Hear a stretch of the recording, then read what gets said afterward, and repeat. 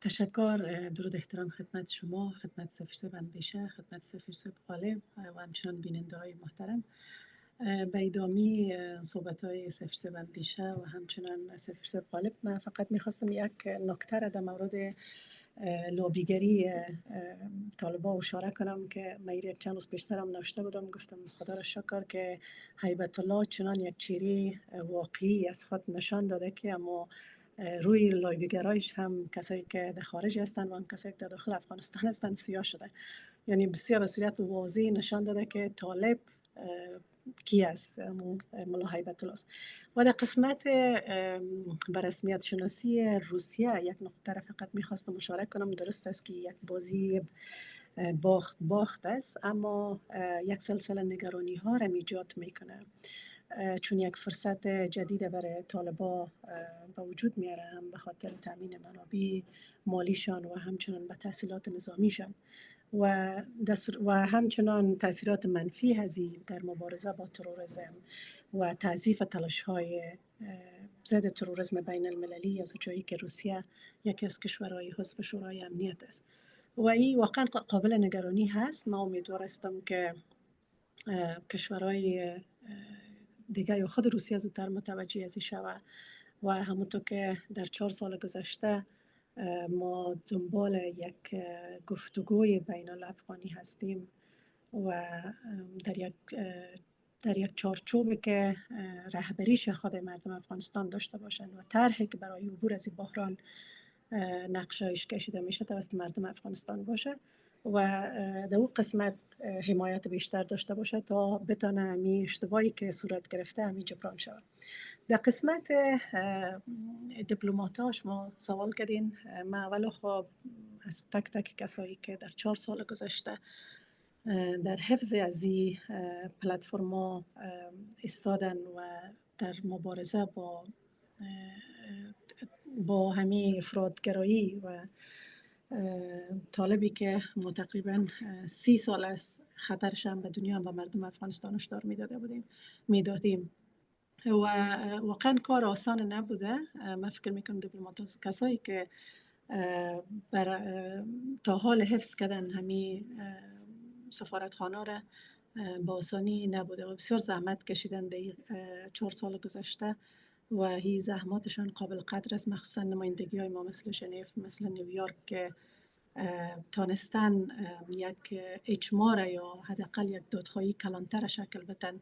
چی از جامعه مدنی چی از جامعه سیاسی، در هر بخش اینا تانستن همین پلتفرم در اختیار کسایی که بر افغانستان دادخواهی میکنن قرار بدن که واقعا قابل تقدیر است. ولی چالش هایی هم وجود داشته، چالش های بسیار جدی وجود داشته در حمایت از دیپلمات‌ها. اما نبود یک ساختار ملی مشروع برای دیپلمات‌ها خود از این یک چالش بسیار کلان بوده. نمایندگی های ما هنوزم فاقد یک مرجع منسجم و مشروع و دارای یک حمایت داخلی هستند. درست است که ما هنوزم صدای مردم افغانستان هستیم، ولی من فکر میکنم بیشتر نیازمند یک ساختار که حداقل بتونه سیاست خارجی را در تبعید تمثیل کنه. هنوزم ما فاقد از او ساختار هستیم. ما دوست داشتیم میره سفیر اندیشه جواب بده، به خاطر از اینکه اونا در ساختار شورای سفیرا بیشتر فعال بودن و فعال هستن. اما البته از نظر من نمیخوایم بیشتر نقد کنم یا انکار کنم زحمتاشون در اونجا، ولی من فکر میکنم این میکانیزم میتونست یک میکانیزم می بود که حمایت سیاسیون می داشت، حقوقدانا و دیپلمات‌های سابقه را، و این چارچوب میتونست ما را کمک کنه و مؤثر واقع شود تا ای که مثلا برای صلاحیت‌های فردی خود تکیه کنیم. این شورا میتونست یک برای ادامه مشروعیت بین المللی را حفظ کنه و در مقابل لابیگرها در سطح بین المللی نقش حمایتی داشته باشه. اما فعلا ما یک شورای از سفیرا داریم، ولی من فکر میکنم چون ما هنوز دیپلماتام زیاد خود داخل از شورا احساس نکردیم، از خاطر من فکر میکنم هنوزم کمیا و کاستیا در قسمت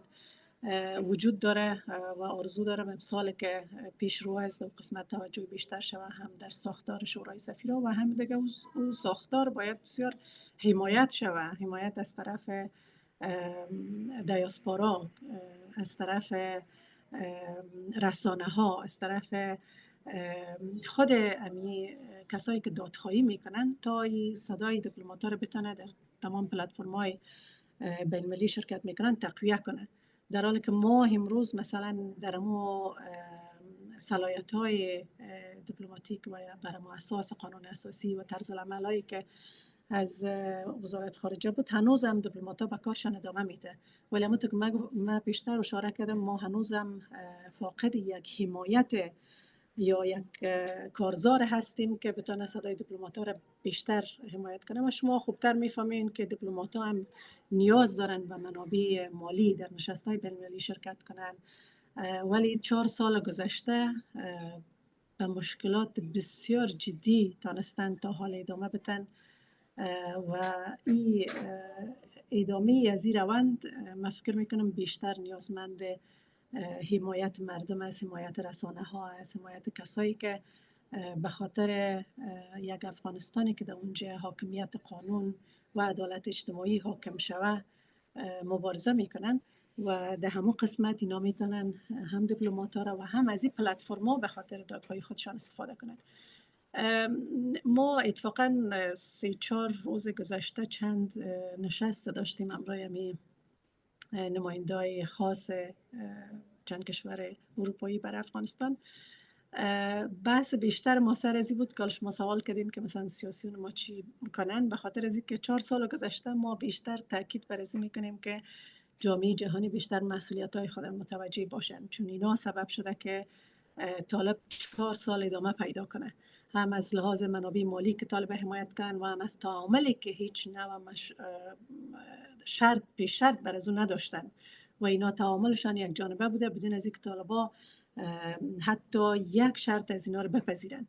و اینمی سبب ادامه ازی شده. اتفاقا دیروز سر از بحث میکردیم که یکی از نماینده‌های کشورهای اتحادیه اروپا ما برش گفتیم که شاید شما بگوین که چرا همیشه بر ما یاد میکنین که ما باید چی کارا رو بکنیم اما هیچ وقت در مورد اینکه خودتان چی باید بکنین صحبت نمیکنیم. کوچکترین فرصتی که اینا برای سیاسیون یا برای کسایی که برای افغانستان مبارزه میکنن بخواین فراهم کنن ما بیشترین استفاده رو شاید از او بکنیم. ولی متاسفانه در 4 سال گذشته شما میفهمین که اینا اجازه یک برگزاری یک کنفرانس نمیتن، اجازه یک باز شدن یک دفتر سیاسی رو نمیتن. درست است که صداها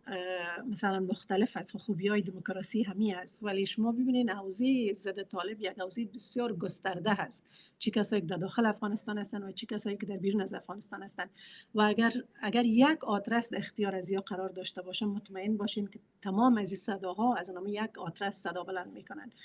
و در این قسمت هم بازم بیشترین اما درخواست ما یا بیشترین توقع همی میره که کشورهایی که حامی دموکراسی هستند، کشورهایی که میخواین یا مو پیش شرط هایی که حداقل در چارچوب توافقاتی که در گذشته بر افغانستان طراحی شده در همون قسمت هم متحد هستن، متحد باشن، اگر هم این زمینه رو مساعد بسازن